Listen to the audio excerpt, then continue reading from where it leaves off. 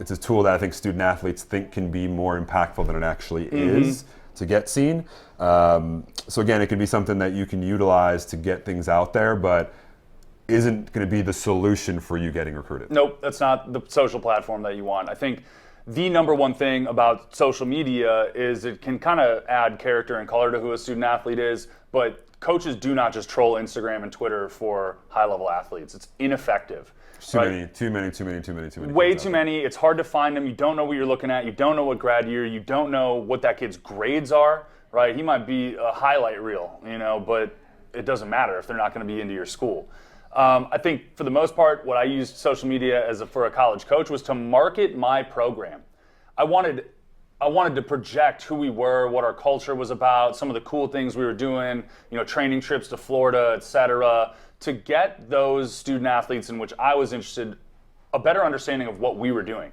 Because again, I'm not trying to sell a false product. I want them to know exactly what our program is about, and the best way for me to do that was on social media, just kind of on the fly. But on the flip side of it, for student athletes, for families, that you can't just start an Instagram and say, hey, my highlight tapes are here. College coaches don't see that, right? So more than anything, you need a legitimate online place for your information to be. You can add, hey, here's my Twitter handle, right? Keep that professional. Have that, you can have a personal one on the side, fine.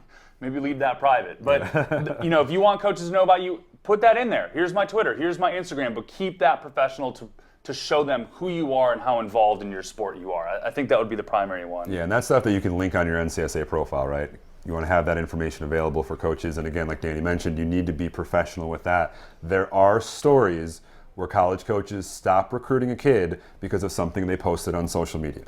A lot of stories. That is 100% a fact. So if you're a parent, tell your kid to be careful what they're doing. Monitor their Twitter page. Monitor their Instagram. Again, that one post can be the difference between a college coach offering him a scholarship, offering him a roster spot, and saying, nope, we're moving on to the next kid. Yep, a lot of kids out there, and a lot of kids with very similar profiles academically and athletically.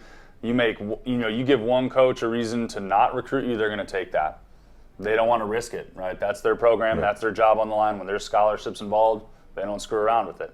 Right, so just something to pay attention to. Coaches can follow kids. They can like tweets. I mean, you'll see that sort of in the same vein of the text messages where they'll kind of kiss up to you if they tweet out your new highlight video and they like it. But again, they're only following you. They're only doing that once you've been processed along with recruiting and you've gotten to the step where they've identified you, evaluated you, and again are using that as a way to kind of kiss up to you a little bit. Yep, and that's okay, right? And pay attention to that stuff, right? Because that means they're paying attention to you.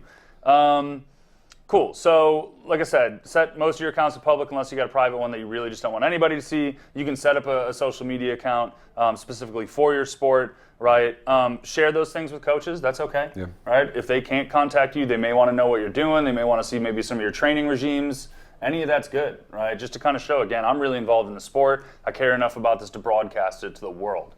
And they will follow some of that stuff.